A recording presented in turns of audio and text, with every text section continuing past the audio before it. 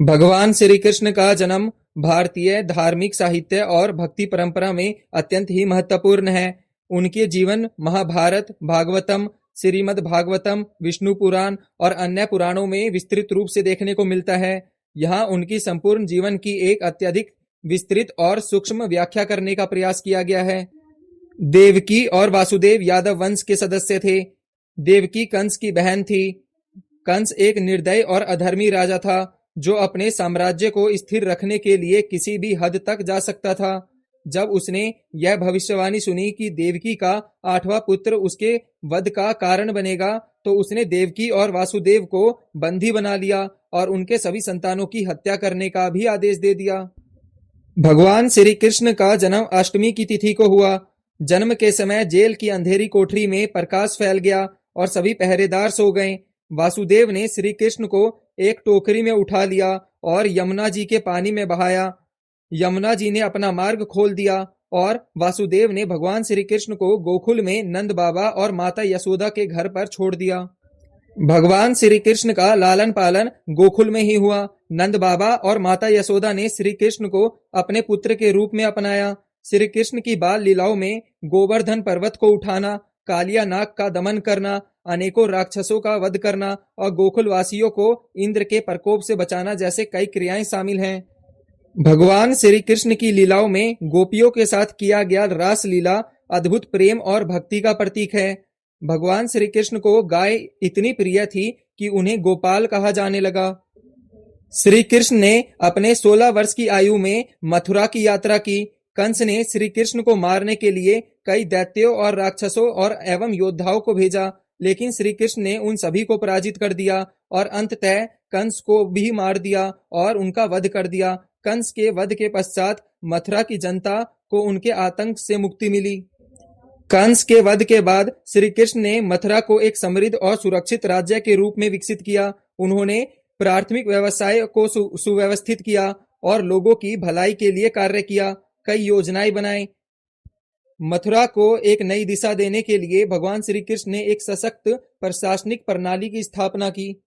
मथुरा के सुरक्षा की स्थिति को देखते हुए भगवान श्री कृष्ण ने द्वारका नामक एक नए नगरी का निर्माण किया। द्वारका को एक शानदार और सुरक्षित शहर बनाने के लिए उन्होंने एक सामाजिक और प्रशासनिक व्यवस्था में सुधार किया। द्वारका की स्थापना में भगवान श्री कृष्ण ने अपने शासन व्यवस्था में समृद्धि लाई। पुराणों में इस बात का जिक्र मिलता है कि एक बार नरकासुर नामक एक दैत्य ने अमर होने के लिए 16,000 कन्याओं की बलि देने का निर्णय किया था, लेकिन कृष्ण ने नरकासुर को यह पाप करने से रोक लिया और उन्हीं सभी कन्याओं को मुक्त करवा दिया। लेकिन भगवान श्री कृष्ण की यह मदद उन सभी कन्याओं के लिए अभिशाप बन गई। दैत्यों के कारावास से मुक्त होने के बाद जब वह कन्याएं अपने घर पहुंची तो घर वालों ने उन्हें चरित्रहीन कहकर घर से निकाल दिया। तब भगवान श्री कृष्ण ने अपने 16,000 रूप प्रकट किए और उन सभी 16,000 कन्याओं से विवाह किया। वैसे तो भगवान श्री कृष्ण ने अनेक विवाह किए, लेकिन उनकी प्रमुख पत्नियों में रुक्मणी, सत्यभामा और जामवंती शामिल हैं। रुक्मणी से विवाह की कथा अत्यंत प्रसिद्ध है। रुक्मणी ने श्री कृष्ण को प्राप्त करने के लिए बहुत ही कठिन प्रयास किया था और अंततः सफल भी हुई थी। सत्यभामा और जामवंती के साथ भी श्री कृष्ण के संबंध महत्वपूर्ण हैं। भगवान श्री कृष्ण ने अपने परिवार की संरचना को एक आदर्श तरीके से संगठित किया था।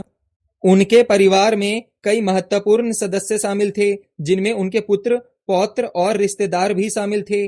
श्री कृष्ण ने अपने परिवार और समाज के उत्थान के लिए कई महत्वपूर्ण कार्य किए और एक आदर्श जीवन जीने का उदाहरण प्रस्तुत किया। सुदामा श्री कृष्ण के परम मित्र थे। वह एक गरीब ब्राह्मण थे जिनके पास खाने के लिए भी कुछ नहीं था। वह अपने और अपने परिवार की सहायता के लिए कृष्ण से मिलने जाते हैं। कुछ ना होते हुए भी वह कृष्ण के लिए 3 मुट्ठी चावल ले जाते हैं। कृष्ण ने वो चावल बड़े ही प्रेम से खाए और उन चावल के बदले में सुदामा को संपूर्ण ब्रह्मांड ही दान में कर दिया और इस प्रकार कृष्ण सुदामा की मित्रता चारों युगों में फैली। महाभारत, जो कि पांडवों और कौरवों के बीच में घटित हुआ था, इस युद्ध में कृष्ण ने निशस्त्र ही पांडवों की तरफ से युद्ध किया और वह अर्जुन के सारथी के रूप में इस युद्ध में हिस्सा लिए। महाभारत युद्ध के दौरान श्री कृष्ण ने अर्जुन को भागवत गीता का उपदेश दिया। भागवत गीता, जिसे गीता के नाम से भी जाना जाता है, एक महत्वपूर्ण दार्शनिक ग्रंथ है।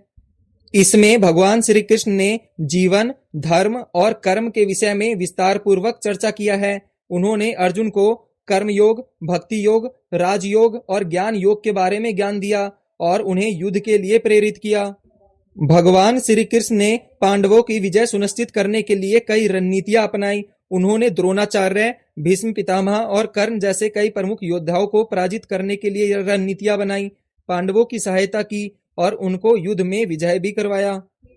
युद्ध के बाद कौरवों की मां गांधारी ने कृष्ण को श्राप दे दिया कि जिस प्रकार मेरे कौरवों का अंत हुआ है उसी प्रकार तुम्हारे यादवों का भी अंत हो जाएगा, तुम्हारा पूरा कुल नष्ट हो जाएगा और तुम्हारी द्वारका का भी अंत हो जाएगा।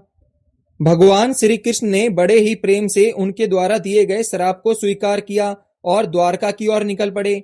भगवान श्री कृष्ण का अंतिम समय द्वारका में ही बीता। कुछ दिनों के पश्चात यादवों में आंतरिक विरोध का उत्पन्न हो गया और वो आपस में ही युद्ध कर कर अपना अंत करने लगे। इसी दौरान बलराम ने भी अपना शरीर यमुना में विलीन कर लिया और वैकुंठ की ओर प्रस्थान किया। एक दिन श्री कृष्ण पेड़ के नीचे लेटे हुए थे। वहां पर एक शिकारी ने श्री कृष्ण को गलती से एक शिकारी समझकर बाण मार दिया। यह घटना श्री कृष्ण के जीवन के अंतिम चरण को दर्शाती है और उनके अस्तित्व की समाप्ति का सूचक है। इस घटना के पश्चात द्वारका नगरी समुद्र में डूब गई और द्वारका का भी अंत हो गया। भगवान श्री कृष्ण के जीवन और उनका उपदेश आज भी विश्व भर में धार्मिक और दार्शनिक प्रेरणा का स्रोत है। उनकी शिक्षाएं भक्ति, धर्म और जीवन के उद्देश्य पर गहरा प्रभाव डालती है। भगवत गीता विशेष रूप से जीवन की सच्चाई, धर्म और आत्मा के अमरत्व पर महत्वपूर्ण शिक्षा प्रदान करती है। श्री कृष्ण की लीलाएं, उनके उपदेश और उनके जीवन के विभिन्न पहलू भारतीय संस्कृति और धार्मिकता में गहराई से समाहित हैं। उनकी पूजा, भक्ति और आदर्श आज भी विश्व भर में सम्मान और श्रद्धा के साथ अपनाए जाते हैं। श्री कृष्ण का जीवन और शिक्षा एक अद्वितीय धार्मिक और दार्शनिक संदर्भ प्रस्तुत करता है जो आज भी लोगों को सत्य, अच्छाई और आध्यात्मिकता के मार्ग पर ले जाती है। उनकी भक्ति और ध्यान की विधियां कई वैश्विक, धार्मिक और दार्शनिक विचारधारा में समाहित हैं। भागवत गीता को विश्व भर में एक महत्वपूर्ण दार्शनिक ग्रंथ माना जाता है और इसके सिद्धांत को विभिन्न संस्कृतियों में अपनाया गया है। भगवान श्री कृष्ण के पूजा के लिए कई प्रकार के त्योहार मनाए जाते हैं, जिसमें जन्माष्टमी को प्रमुख माना गया है। ऐसा माना जाता है कि जन्माष्टमी के दिन ही भगवान श्री कृष्ण का जन्म हुआ था। रासलीला, होली और दीपावली जैसे त्योहारों में भगवान श्री कृष्ण के विभिन्न लीलाओं को महत्वपूर्ण रूप से दर्शाया जाता है। इन त्योहारों के माध्यम से भक्त उनकी पूजा और भक्ति में रत रखते हैं और उनके आदर्शों का पालन करते हैं तथा विश्व भर में उसे फैलाने का प्रयास करते हैं। भगवान श्री कृष्ण की जीवन कथा एक गहन और समृद्ध धार्मिक अनुभव प्रस्तुत करती है, जिसमें प्रेम, भक्ति और धर्म तीनों ही विशेष रूप से समाहित हैं। उनकी लीलाएं, उपदेश और जीवन की घटनाएं आज भी भारतीय और वैश्विक धार्मिकता पर अपना गहरा प्रभाव डालती हैं। भगवान श्री कृष्ण की भक्ति, पूजा और उनके द्वारा प्रदान किया गया ज्ञान आज भी भक्तों के लिए मार्गदर्शक सहायक होती है।